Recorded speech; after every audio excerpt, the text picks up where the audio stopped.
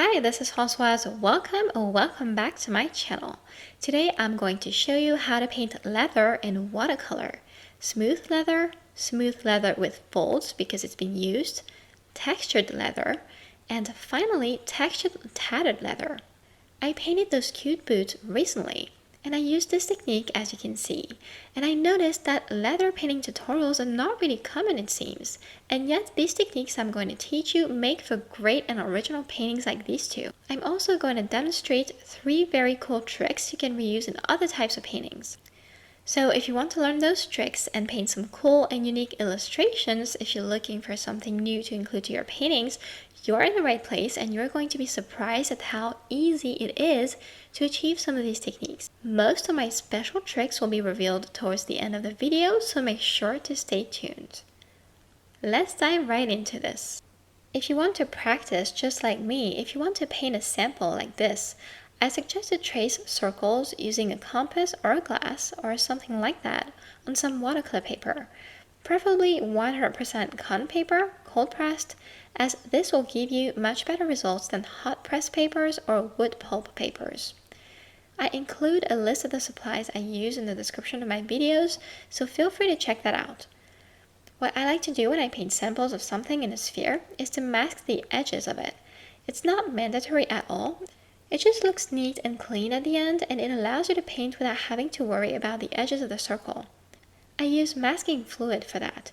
It's something that prevents water and paint from staining the paper wherever I apply it. It dries very fast and it comes off easy, so I like to use it for different watercolor projects.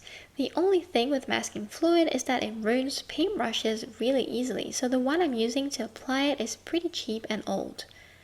Now I'm done masking the edges of the circles, I'm going to prep my paints. I'm using the Essence palette by Art Philosophy here. I like it for leather. I was really surprised actually because the yellows and browns you see me mix here make that perfect brown color that you think of when it comes to leather. Of course, if you don't have this product, you can very well use any yellows and browns you own. It's not a problem at all. I'm just mixing a bit of water with the paint. The consistency is not crucial here for these 2 first samples I want to show you, although I already know I will add some water to my initial layer and I will use thicker mixes of paint, which means more paint and less water for the last layers. I know it because when I paint in layers, I always start with a very watery mix and I build up details on top of it with thicker and thicker mixes. So to start, add enough water to your paint in order to be able to paint easily with it, and we can adjust later using more water or more paint in those mixes. I'm using 2 yellows and 2 browns because I know that the more variety in the shade you want to achieve, the better it is going to look in the end. This is why I hardly ever use just one color to paint one thing, but if you have just 1 yellow for instance or 1 brown, adjust the amount of water so you get a light yellow and a darker yellow. Same for brown. Let's start with the first sample, which is going to be more of a new and unused leather look, very smooth and flawless. I apply my lighter yellow all over, wet on dry, which means the brush is wet because I picked up my mix with it, but the paper is dry. I don't wait for this to dry, but instead I hurry and add some of that darker yellow, and I try to leave a spot untouched towards the top left because I want to create some kind of a gradient from light to dark. Again, I don't wait and I keep applying my colors. I apply the lightest brown I have now, and then the darkest brown. You'll notice that the darker I get, the least surface I cover on this circle because, like I said, I want a gradient from light to dark. If you look at what leather looks like, it's shiny, and that means there's a strong contrast between light and dark areas. There's always a spot that catches some light and other spots that are really dark and some in between. I let this dry completely and then I add some more light brown all over because watercolors always dry very light and it's a little bland right now. So I add that and then I add my darker brown, but I avoid, like I did before, a spot in the top left area of the circle where I want it to look shiny later. I let this dry again and my light layer will be a simple coat of my darker yellow to brighten up the whole thing and give it a better brown leather color. For this step, you can use light yellow, bright yellow, orange, red even, or brown. It just depends on what you want your leather to look like. This layer is called glazing, which means you're adding a color of your choice on top of a good base, and since watercolors are transparent, this color you're adding is not going to cover up the base colors, unless you use something really opaque, of course. But if you just use a bit of red, let's say, with lots of water, it's going to give your yellow-brown leather that reddish tinge, and it's so subtle it will look nice and natural. I use this technique a lot with portraits when I want to add pinkish tones over the base skin tone, and it works wonders.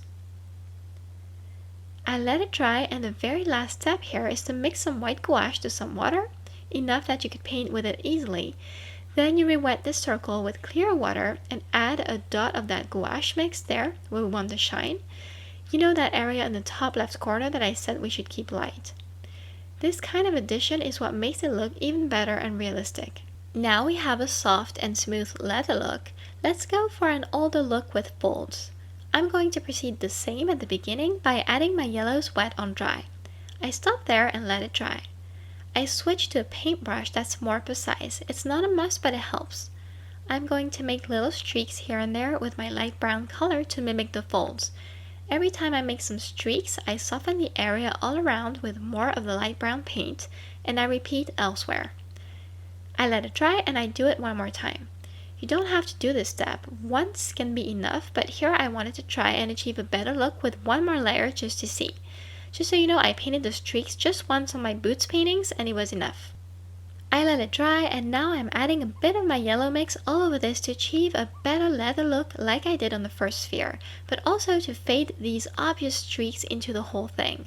What happens is that they still show through, but it's not that obvious that it looks unnatural. This is what I just love with watercolor and the possibility of painting in layers. You can really achieve interesting effects. I let it dry, and finally I'm going to create the big folds, and my darker brown will help me do this, since if you look at leather with folds photos, you'll see that there are dark parts into the folds. That's how our eyes see it as a fold, so it's really important to get it into our painting.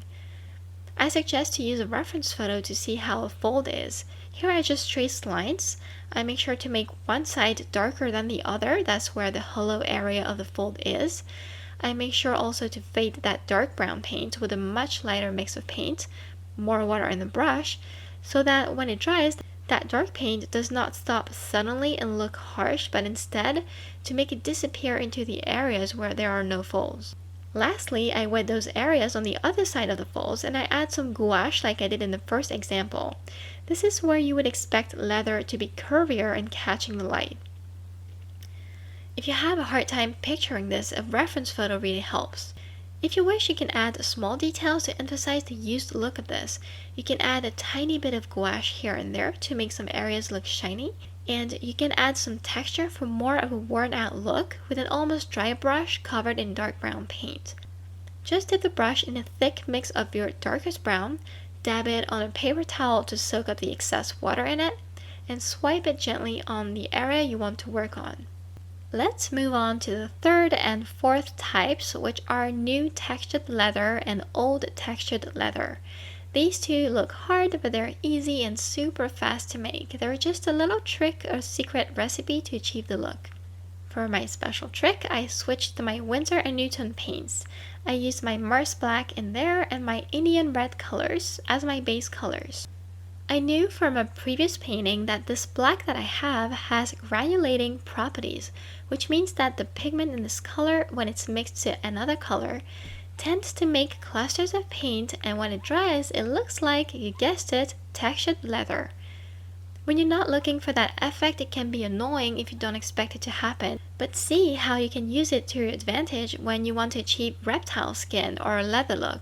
I know of a solution you can buy that also makes non-granulating paints granulate, so that's another option if you like the effect and want to include it in many paintings, no matter what the subject is. I told you that this was not a complicated trick. You just have to know about it and use the right paints. So to achieve my leather look, I mixed both paints. I added some water, and after I applied them on the third and fourth sphere, I let it dry, and the more it dries, the more you'll see those clusters forming. I let this dry, and to demonstrate the glazing technique here again, I'm glazing yellow over the top of this to give it more of a yellowish look, and I'm glazing blue over the top of the other one, and see how these two look different from each other now. Another magical technique here I want to show you is how to make those scratches on the last sphere to make it look old and tattered. I use an X-Acto knife and I scratch the surface of the paper. I make streaks and that's how it looks used now. This second part of the tutorial was really fast and easy, don't you think? I hope you enjoyed this. If so, please drop me a comment, give the video a like, and share on your social media. It really helps my channel. And if you don't want to miss my next tutorials, don't forget to subscribe and hit the notification bell. Thanks for watching and see you next time!